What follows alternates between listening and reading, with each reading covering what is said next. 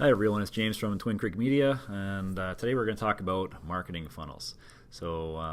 This quick little educational moment is about, is your business using marketing funnels to win? So the concept of funnels isn't anything new. Basically, you have people at the top in the wide part of the funnel, and they're going down the funnel into the narrow part of the funnel, and hopefully you end up with some folks here that become your customers. So there's different parts of the funnel, and we want to get into that, and also how we can measure different pieces of that and what stage they're at to optimize your entire business, your marketing budget, and make sure things are on track and there is constant improvement in your systems. So first of all, at the very, very top, the goal here is that we're increasing awareness. And that's when we're in the attract stage. So people are this is where you're trying to get the most eyeballs possible to see your brand. You're trying to get your company known, and these are things like mass media. These are things like press releases or billboards on the side of the highway. These are newspaper ads. They could be radio. They could be TV even. Social media, Google ads, Google display, website banners, even events as well, public awareness, sort of things like that. And if you're a store, if you have a storefront, then your roadside signage and your logo is helping increase your awareness. So all of these things are gathering together to attract new clients, potentially, new customers, and that's what that stage is about. So how do you know you're winning at that stage? So what we're measuring here is things like the performance of the ad itself. So things like the brand impressions, so the number of people seeing ads, the effectiveness of how many people see it multiple times, how many people are engaging with that. So the relationship between attract and engage is pretty tight, because if they're seeing it but not taking any action, then it has obviously way less value. And often that means your marketing dollars or your advertising dollars are going off in a direction, or they're showing in front of people that don't care about your stuff.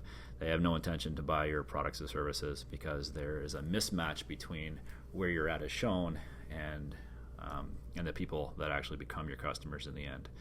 So that's what we want to make sure we are measuring the overall number of people that see the brand at this stage. But if they're not taking any action, it's the wrong audience. So the ads need to shift over and pivot over to something, a channel or a platform or a location where your potential customers are hanging out already, so they have a better chance to see that and take the action that you want. Which leads us to the next stage. So when we're looking at clicks, shares, comments, I mean, those sort of things, that's social media language, or basically internet ad language. But ultimately, people want to move to that next stage, and that's in the engagement.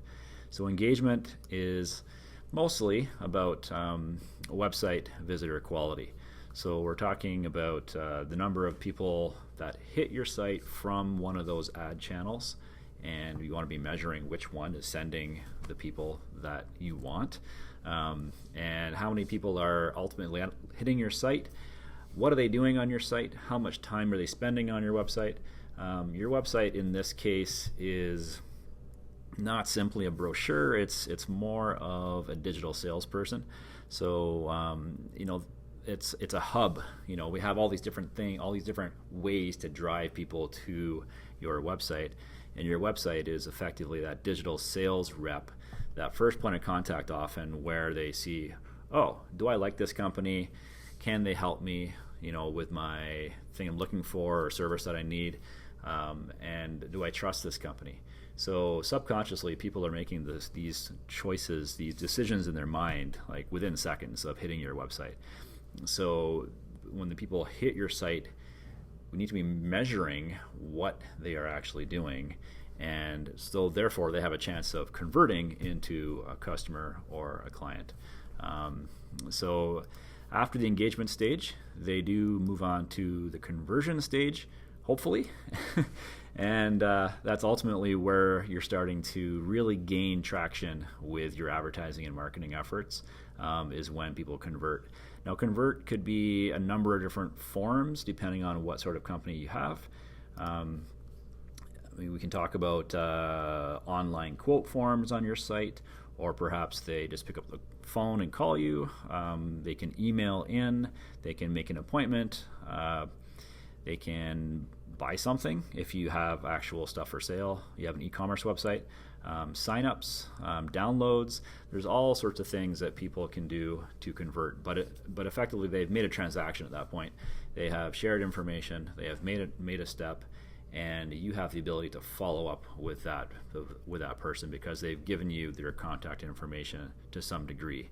Anonymous conversions could be like a download, where they can just get more information, and that's good because they're making a step towards eventually becoming a customer, but you don't have their information to follow up, so they're not a true lead yet, like a lead in terms of like sales lingo.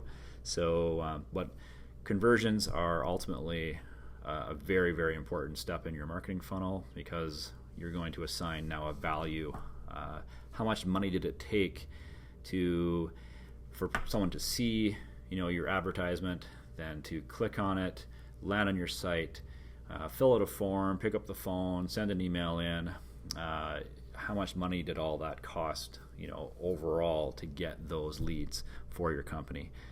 For retail, it's a little bit different because you're not just getting online inquiries, you're getting physical walk-in traffic into your storefront as well, which is a little harder to measure, but there's a relationship between the online actions taken and how busy your store is going to get. And we've seen that with lots of our clients that we work with at our agency. So after that point, you're looking, after the conversion, which is a primary goal, you can also look at the resell. So resell opportunities are awesome because it means your lifetime value of the customer, that one person, can increase over time. So if you're selling something to the customer for the second time or the third time or the fourth time, it hasn't taken any more marketing investment, advertising investment to gain that sale. Other than perhaps salespeople following up in a service business, or maybe you're sending out email newsletters to your customer base. If you're a retail store or a service business, you could be having a Facebook group or putting effort into social media to build your own community. So there are costs associated with it, but typically the costs are way, way lower to sell something to the same customer versus acquiring a brand new customer from scratch. It's something like the stats are 10 times more expensive. I think it's 5 to 10 times more expensive actually to gain a new customer versus selling something to an existing one. So things we're measuring at this step are renewals, repeat sales, or even upsells, cross sells, and also the lifetime customer value.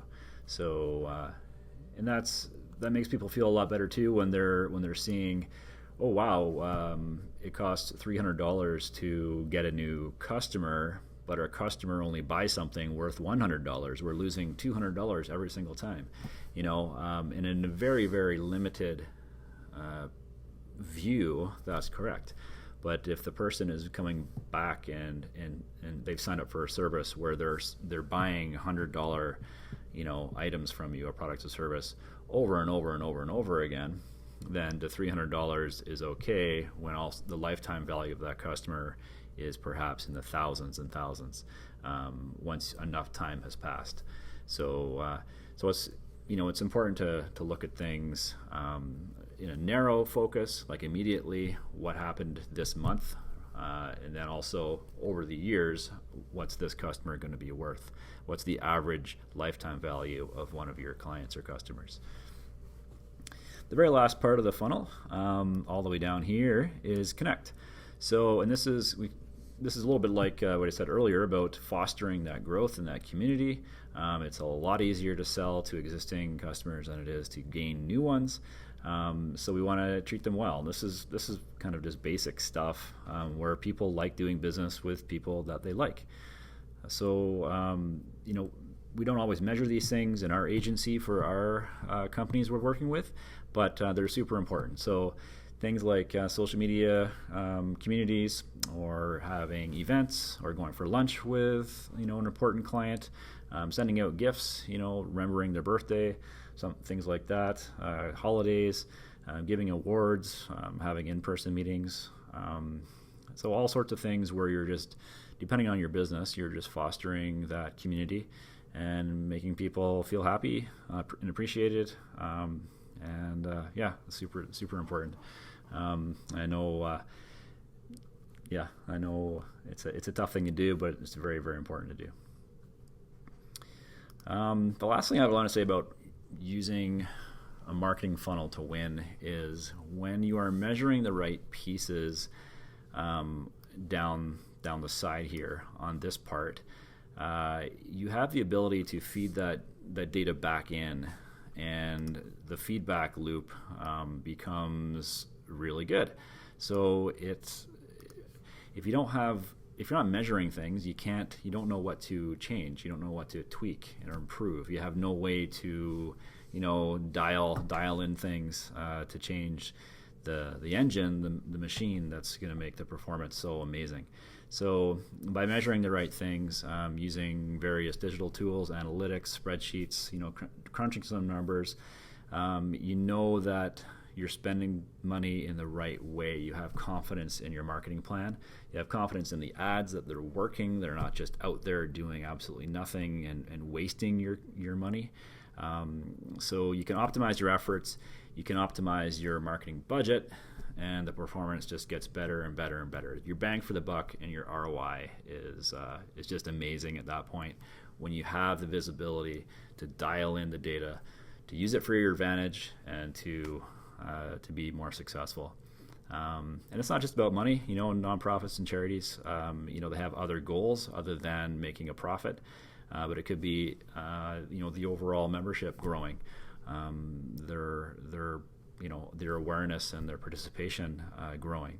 So it's but marketing funnels can be used in every situation for every company. So yeah, I hope that helps a little bit. If you enjoyed this, then that's awesome. And if you need some help doing some marketing funnel stuff for your company, give us a shout. We'd be happy to help. All right, talk to you next time.